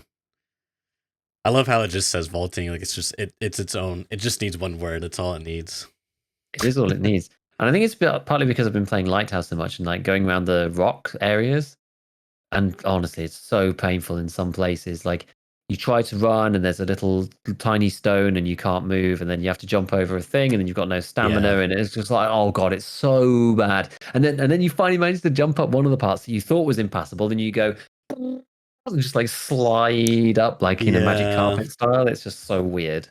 Yeah, I don't know if that's gonna change, but yeah, just having the ability to maneuver. I mean, the classic one that comes to mind is you're on the shoreline, you're in the resort, you're running out. There's I think on the west side, there's like the fence that's like fallen in. But if you're leaving the resort, it's not on your side because it's falling into the outside of the resort. So you just have to jump over the concrete barrier. And if you're overweight, it's not enough. So you got to do this weird, awkward thing where like you drop the backpack, jump up on the barrier, turn around, pick up the backpack, and then you're on your way. Yeah, it's just. There's a lot of little things like that are annoying, yeah. So having that, I mean, it could have some pretty. I'm sure there's going to be some bugs, but gameplay implications. It'd be interesting to be able to previously stuff where, you could jump over it, but you have to have the right weight and the right angle of jump and arcing. Now you could just vault over a sandbag, and just keep going, and that's pretty exciting in of its own. So. Yeah, like I said it before, but getting into dorms 2-story and that kind of stuff through windows and whatever is going to be huge. Like none of this ridiculous parkour that we have to do now. Like line yourself up with the back of the chair and then jump and do the crouch, and like it feels like old school CS Source mechanics, and like it's just bad. So I'm looking forward to that so much. I really am. I think it's going to be so good. But yeah, I was just like, as soon as you were talking about like, I'm sure there's going to be some bugs. It just made me think. You try to vault over something and your character could be like. Both hands down, like halfway gets through the vault and then just goes slides all the way. I mean, yeah, I would say just expect bugs and exploits, unintended things. Like it's just stuff. I find that like vaulting in particular, for whatever reason, and we'll say like non AAA studios, just tends to be a bit buggy, or like, oh, we didn't intend for you to glitch out the map like that. It's just in my experience.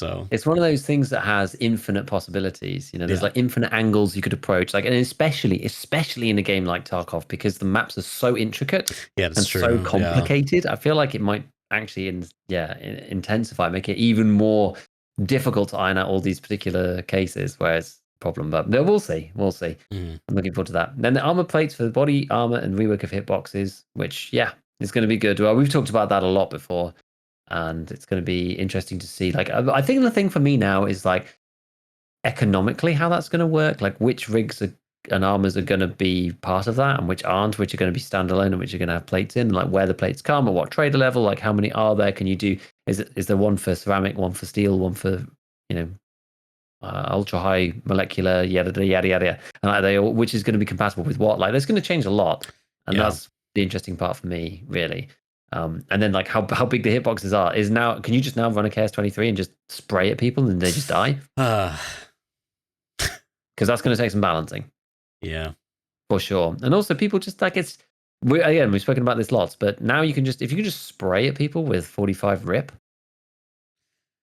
Yeah, I mean, I wonder if there's gonna be like a weird obscure round that just becomes like it has just enough damage and like just enough pin and armor penetration that like its average TTK is like 3 to 4 shots. Just something like really obscure like that. Like it doesn't matter if you hit him in the it's called Flechette.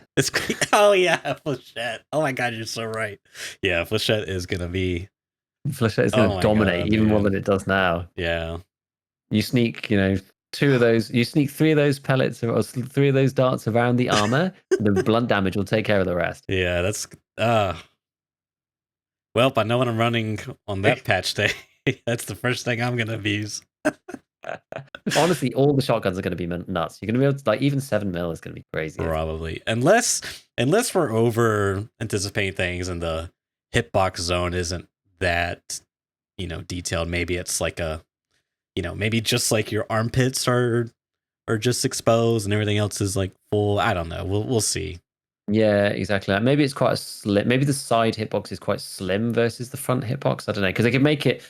I imagine they're still gonna. I don't know how it's done right now, but I imagine they'll do like it's a cylinder or something for the torso. So you'll have it's all done on angles. So rather than being 90 degree, 90 degree, 90 degree, 90 degree, you could make it wider than that for the front and back, which makes sense too, because you're right. You're wider than you are like thin. So yeah.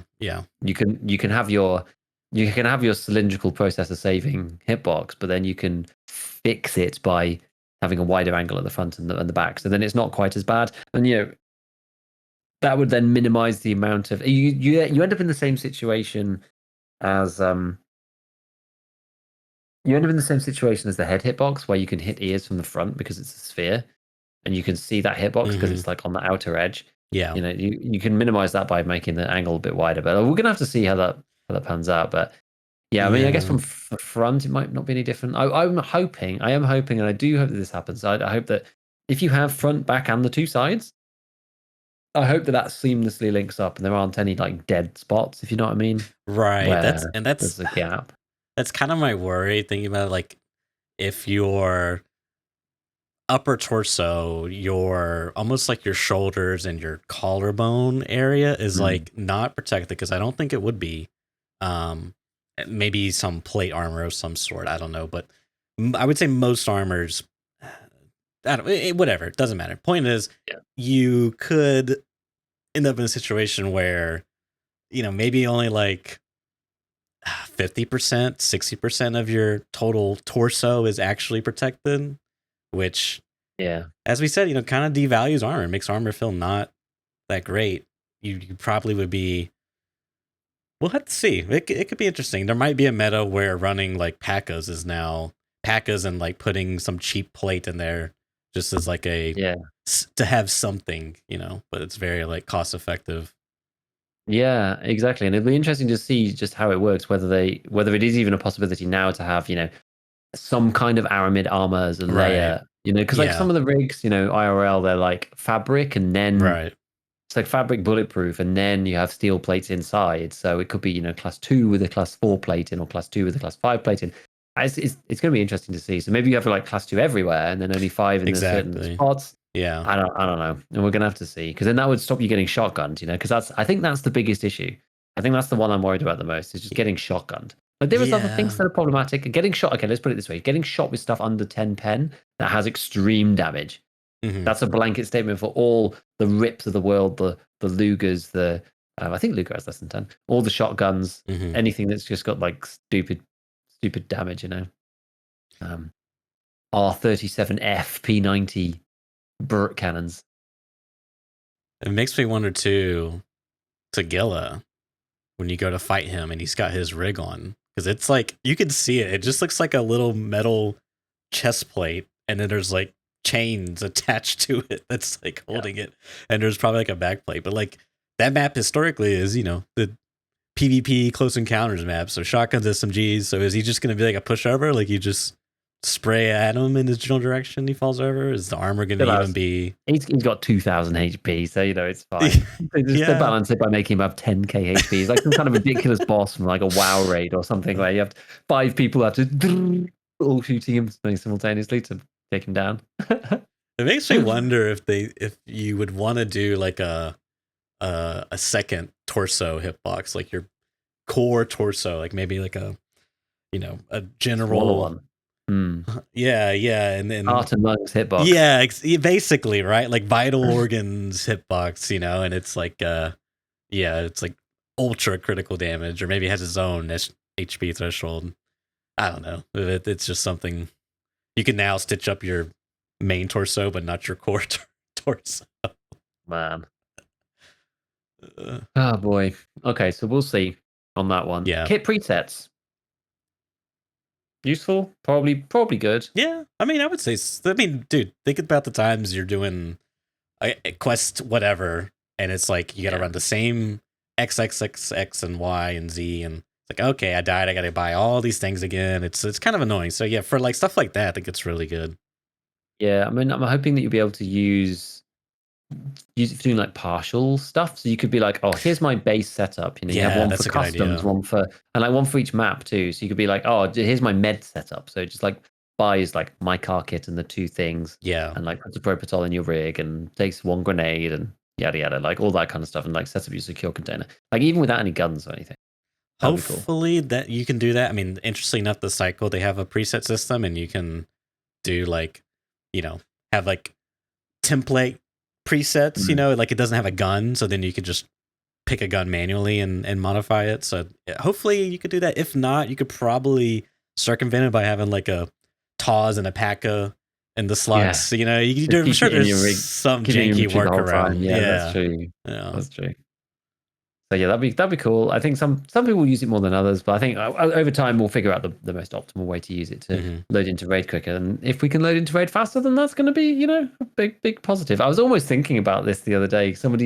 I did my gear fear video, and somebody posted on there they were like, "Well, what happens if I have time fear of just like wasting time, spending so long making loadouts and stuff?" I was like, kind of gave me like an idea. I was just like, loadouts that are like they take like 30 seconds to do. I was like, there's almost a thing on its own. Yeah, like, that could be something.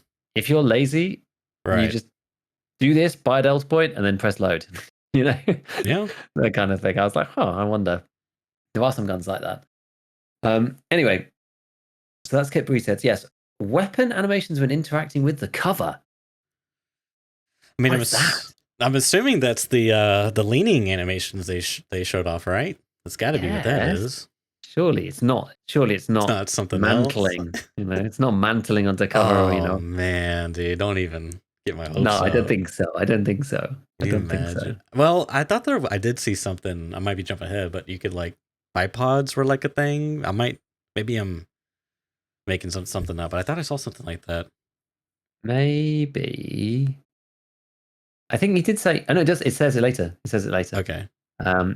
But like, I don't know. It makes me think. I don't know, because the whole leaning stuff and the blind fire or whatever, that doesn't really interact with the cover. Like they just incidentally stood by it. Yeah, that's true. Yeah, it makes me wonder, true. does that mean something amazing? Yeah, if you could brace your gun on corners, that would be pretty nutty. Yeah, exactly. And the next one, left shoulder shooting. Dude, this is actually massive for PvP. Yeah, even PvE, honestly. Even PvE, this is huge. Like when Jesse did that interview with the Chads, Tiggs and Trey and someone else, can't remember who else. Probably Rats. It was the one thing that they brought up as being, really needs to be put in the game that I hadn't really thought about that much. I'd knew it was kind of on the cards. I hadn't really thought the implications of, and they were like, this is going to change everything because it stops you from, this changes everything. It stops you from having to constantly be chasing right peaks, Yeah. I don't think it's necessarily quite as bad as it was before, but I mean, the game's still very right peak centric. Yeah, the way it is. You really should. You kind of have to play around right peak. Yeah, most of the time. Like you can surprise people, you can do funny stuff, you can try, but you don't really want to hold an angle left because you should just show so much of yourself. Like you can swing out left, like it can kind of work, but it's not ideal. But yeah, exactly, it's not ideal. It's not ideal. So with this could be pretty fun. Could be pretty fun. I'm looking forward to it. I mean, that would be great. I think it'd make it a lot more tactical as well. You know, it's like you gotta be thinking about where you are relative to where they are, to where your gun's positioned, what shoulder it's on. I like change. You know, making the game fit more into that box. Yeah. Yeah, exactly. It's not that immersive to be like, oh, I need to lean out the left side, so now I'm just screwed. Yeah.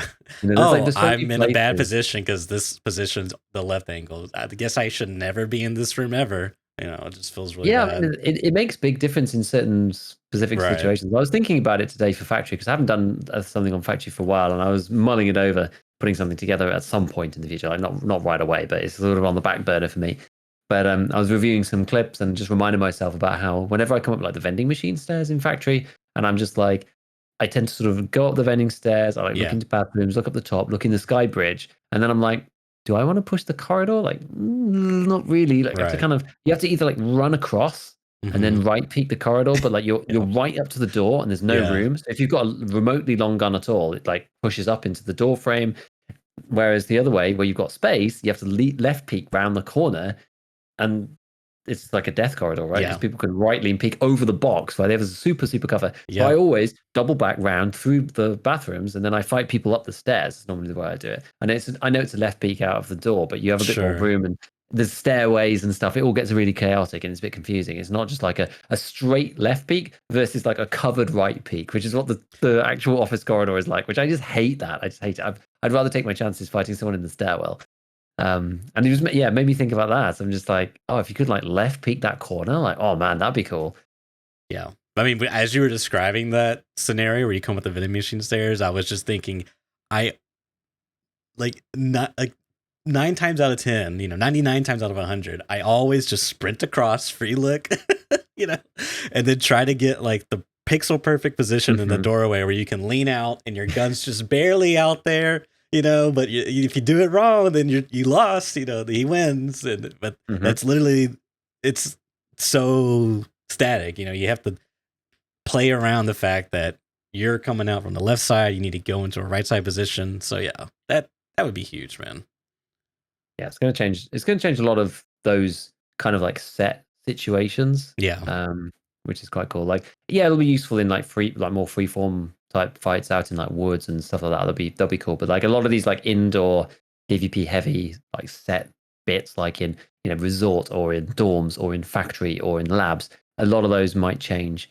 Like there's some really disadvantageous positions right now where you're just stuck. There was another one I was thinking of the other day. Oh, it was on Lighthouse when playing chalets. If you go into the theater in the USEC, in the chalet bit, I hate being in there because like the only way out is a left peek down the hallway. There's no way out otherwise. You can run across into the next room again, but it's like you feel really hemmed in. You have to run across and like they get some shots off on you, or they can try and push in right wise, and you just can't really get out. It sucks. Anyway, hideout expansion. Another wall is gonna be broken into. There's gonna be 2 leaks now, Giga. I really loved the leak at the beginning of this vibe. I loved the leak. I thought it was great, giving the whole community something to speculate about together. Like we all kind of knew it was the gym, but I just really liked the way they did it. I thought it was super fun. I did, but I don't know. I'm not sure what else is coming. Can we remember? There was like the hideout cat was coming at some point. Oh my god, yeah, that's an actual thing. Yeah, that is an actual thing. I remember what was coming. The animations. Yeah, maybe it's just that. Maybe. I'm hoping expansion means space being created, not we're expanding the universe of the hideout. There's now animations. You know what I mean? Hideout lore has been expanded. Yeah. Now you can see your PMC doing stuff, which I mean, it looks cool. Don't get me wrong, but having more modules, more stuff to do is always fun, I think. Yes. So we'll see about that one. Randomized loot containers. This is cool. We talked about this before, I think, relatively recently, so don't need to dwell for too long. But I think it's gonna make things a bit more dynamic. So you can't just, you can't just run. You can't just run around and do the same loot, the whole time. It'd be interesting, I think. I mean, I'm very curious as to what the like, is it? In other words, is the box, because in the promotion video they had, the box was just gone, right? It wasn't there. Is that what they mean? Like sometimes boxes will be there and they won't be there. Like that's dynamic, or does it mean they're going to move locations? Is it going to be like this? There's 100 boxes. Every raid's going to have 100 boxes. They're kind of randomized. I'm kind of curious exactly how that looks, how that plays out. Yeah, because if it's just like the box is either there or it's not there or it's somewhere on the roof, it's not going to change that too much, you know. Yeah. So we'll see. It could be big, but like we saw their methodology for some of the things on streets, some of the tasks, some of the lightkeeper tasks. You know, this key could be anywhere of one of 20 random spots, and they're now kind of on the wiki, and you just have to check them all. I guess that's like less relevant for crates and things because you don't have to go around and hunt those because you don't need that one particular item. It's more just a general, more progressive loot distribution, I suppose. So in that way, it'll be cool. But I guess you'll still figure out like where the set areas are or where it may or may not be for different boxes. It'll just make it more interesting. Yeah. Although it could be even more interesting if, the crates were completely random and, you could just be walking through a bush and you hit a crate. It's like, oh, there's a loot, You're walking through, I don't know, interchange is just like in the middle of the mall, there's a bunch of crates everywhere. Yeah. But I'm sure that's, I would think that's a little too extreme. Probably. Yeah. But like it could change the stashes though. Dude, if they touch the stashes, that would be really cool. I would really like that. Because they're a lot more random. They're really hard to find though if you don't know where they are.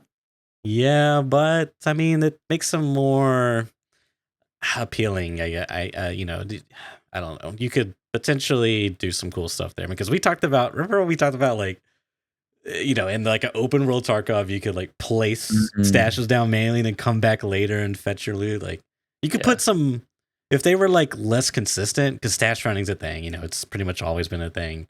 And if they were less consistent, you could like buff them to make them, more valuable. So like players would seek them out, like certain players would seek them out. And so you would have more chances. This kind of thing, right? Sometimes the map flow is like dictated a lot by like what's on the map in terms of like loot, AI, quest locations. So if like loot's a bit more randomized, like, yeah, there's dynamic loot, but there's like the boxes aren't dynamic, right? They're fixed. Yeah. So there's a lot of like pathing, like natural pathing you do. So having that more free flowing kind of mixes up where people are, and that helps make the game feel more dynamic and realistic and alive, Yep, exactly. Rework of the recall mechanics of all weapon types. Man, yep. I mean, we went through a lot of this before, right? Yeah. So I guess we'll just skip over it, but let's see. We really need to try our best to give BSG actual feedback because once they've done this, that's gonna be it. I'm almost certain. Yeah, I kind of feel the same. I feel like they're understandably so. They're probably tired of having to. They want to wrap it up, and they're probably tired of having to like constantly change stuff because X person said this and it's cringe, bro. You know what I mean? I mean, I understand. Like, don't get me wrong. I kind of get both sides here, but yeah. Yeah. So we really need to make sure that we hammer this down and we get them to do what we need them to do. We need to really think about it. If there's any problems, then we need to make a huge fuss about it. Huge fuss. Quick pistol transition. I guess that's just in general. Like right now, it's if your gun breaks, but a quick pistol transition in general make people use them. I think that's a cool idea. It doesn't just have to be like, why is it just for guns jamming? It doesn't really make any sense. Nice. Pistols are pretty much underused now, except for like budget runs. It's basically it for the minute. Like if you have an assault rifle, you're not taking a pistol with you. I don't know anybody that does. Like only if you're using like a bolty, say, and maybe a DMR. Yeah. So, yeah.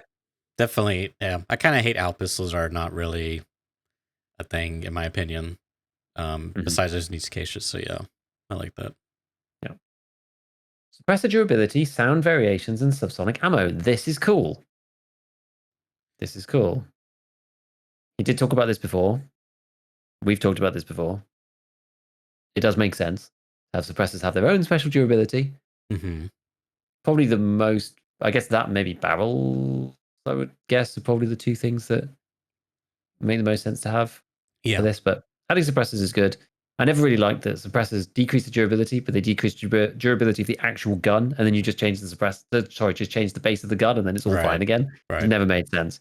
This will degrade the actual usefulness of suppressors themselves. Maybe make them more expensive too, because people are going to be cycling through them like consumables and not just getting handed from one person to another person to another. The QDSS just goes from one person to the next person on a meta RD over and over and over and just gets placed on different guns. They'll get degraded, and then there'll be value in picking up new ones. It means that looting them will be better. I think that's cool. And then the sound variations, I imagine, is what he said about how it'll basically lose its suppressing effect as it gets more damaged, and sound different, which would be cool. And then subsonic ammo. It doesn't, we talked about this before already, so we don't really know whether it works or not. But what should happen is subsonic ammo with a suppressor, the shots should be suppressed and you shouldn't hear a bullet crack. Suppressed with supersonic ammo, you should hear a suppressed shot. And then, if a shot's stalled, depending on how far it is, and then you should hear a bullet crack as it's coming past you. Subsonic but unsuppressed, you should hear the bullet shot but not the crack. And then unsuppressed and supersonic, you should hear the shot properly, loud, and also the bullet crack. So hopefully they implement that properly. I mean, we weren't entirely sure if that was already there or in what format that was already there, or whether it's a bit bugged or whatever. We already know that some of it doesn't really make sense. I don't think. I can't remember which. I actually, off the top of my head, I can't remember which part now is broken. I think it was the bullet crack. I think the bullet crack is broken. I believe so, yeah. In that you hear it too late, because you should hear the bullet crack. Because the bullet crack is the shockwave, the sonic boom shockwave of the round traveling faster than the speed of sound. And it's at each point along its path, you could draw a concentric circle expanding at the speed of sound. And where those join up into a front, when that front hits you, that you hear the crack sound, because they all join up at the same time. And so as it's coming, if it's coming right next to you, it really is it should happen as the bullet's basically coming past you. Whereas at the moment, I think you hear the bullet crack based on the distance that they are from you, which doesn't make sense. When I looked into it, it didn't make sense. There was something about it that was wrong. So we'll have to retest that when they put it all through and see whether that is better. Not that it really matters that much, but yeah, but there could be some interesting gameplay implications, Yeah, I mean, there's things like, if somebody fires at you one time and you hear the gunshot, you should actually be able to tell the difference between, well, you should almost be able to, if you got good enough, you'd be almost be able to tell how far away they are. If you know, I mean, you'd have to know what bullet it was, but you could make a guess if they're using something between 700 and 900 meters per second. The distance is going to be, X. If it's crack, bang, crack, bang, crack, bang, if it's crack, bang, then it's going to be much further away. That's how it should be, because the round is traveling a lot faster than in a supersonic case. The round's traveling a lot quicker than the sound comes from their gun. Right, so the sound comes out of their gun, the bullet goes woof, way ahead. The bullet comes right past you. The sonic boom from the round hits your ear, so you hear the crack then, but the sound from their gunshot is still coming, and then it comes later, and you hear the shot itself. It's how it should work. But I don't think it works right now. But it's a small thing. It doesn't matter that much. But if they're giving the opportunity to add feedback or whatever, then we'll try. We'll try. I mean, the only thing I'll say about the suppressor ability is, again, interesting gameplay implications, as you alluded to, which could be an interesting way to balance suppressors. Because in my opinion, suppressors are a little on the OP side, or just kind of the default thing to slap onto your gun. There's really not that much downside. I mean, yes, there's extra durability burn, but as you said, I mean, you just swap the base gun out. A lot of times it's not. Sometimes it can be a very expensive thing to do if you're really concerned about it, but you can just repair the gun. Anyways, making it more where the suppressor has individual durability could make them be more scarce, depending on how that's scaled. And I think that can make it you might see less suppressors, which might make things, a little bit more spicy when you do find a suppressor. You get even more excited. Not just that it's a suppressor that you're gonna sell for the vendor for rubles or whatever, not loot it because it's not the best in slot suppressor minimum recoil build 2019 edition. Indeed. Indeed. Okay, so the ammunition loading interface. Now, I thought this was maybe something to do with like loading in alternating rounds and whatever, like stacking mags. But somebody else said it was about loading ammo into mags with an animation in raid.